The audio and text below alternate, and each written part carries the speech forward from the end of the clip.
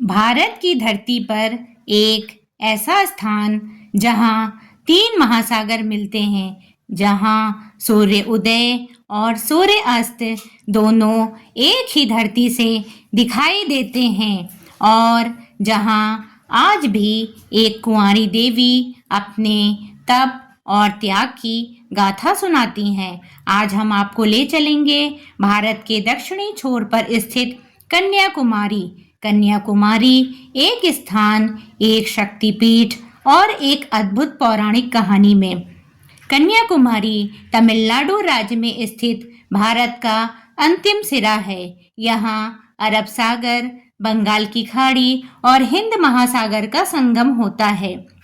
लेकिन कन्याकुमारी केवल एक भौगोलिक स्थल नहीं, यह आस्था, शक्ति और बलिदान का केंद्र है। यह स्थान देवी कन्याकुमारी अम्मन को समर्पित है, जिन्हें माता पार्वती का ही रूप माना जाता है।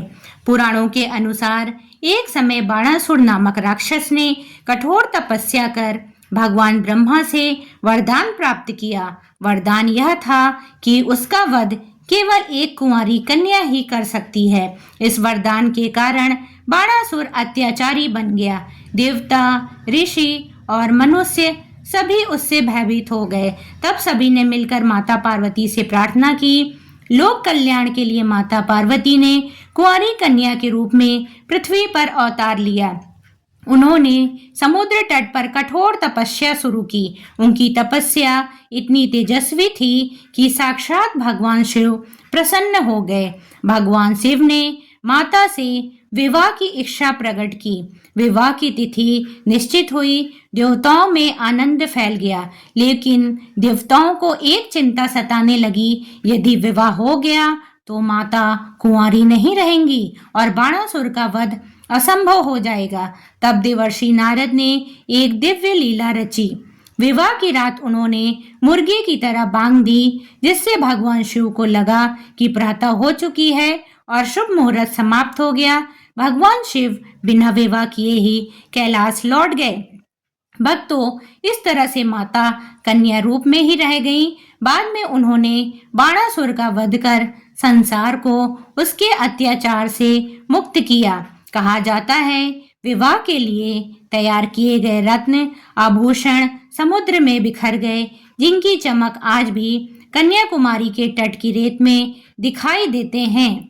कन्याकुमारी को शक्तिपीठ भी माना जाता है। यहाँ माता सती का दायां कंधा गिरा था। यहाँ देवी की पूजा कुमारी अम्मन के रूप में होती है। मंदिर में माता की हीरे की नथ विशेष आकर्षण का केंद्र है।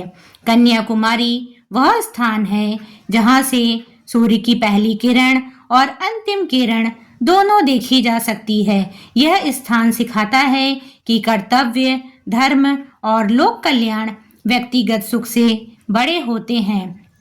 कन्याकुमारी केवल एक स्थान नहीं, यह त्याग, शक्ति और संयम की जीवंत मिसाल है। कन्याकुमारी के समुद्र तट से थोड़ी दूर पर ही तीन सागरों के संगम के बीच स्थित है विवेकानंद शिला स्मारक। यह केवल एक पर्यटन स्थल नहीं, बल्कि भारत की आत्मा से जुड़ा स्थान है। स्वामी विवेकानंद भारत भ्रमण के दौरान कन्याकुमारी पहुंचे। कहा जाता है कि वे तैरकर इस शिला तक पहुंचे और 3 दिन तक ध्यान में लीन रहे।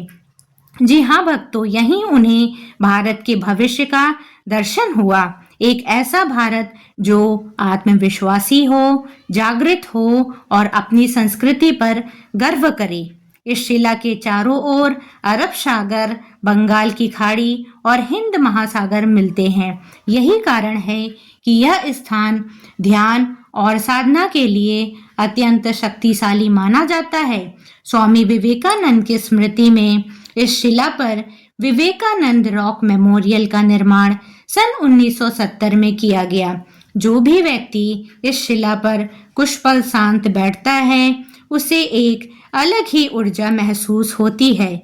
यह स्थान सिखाता है कि शांति बाहर नहीं, भीतर मिलती है।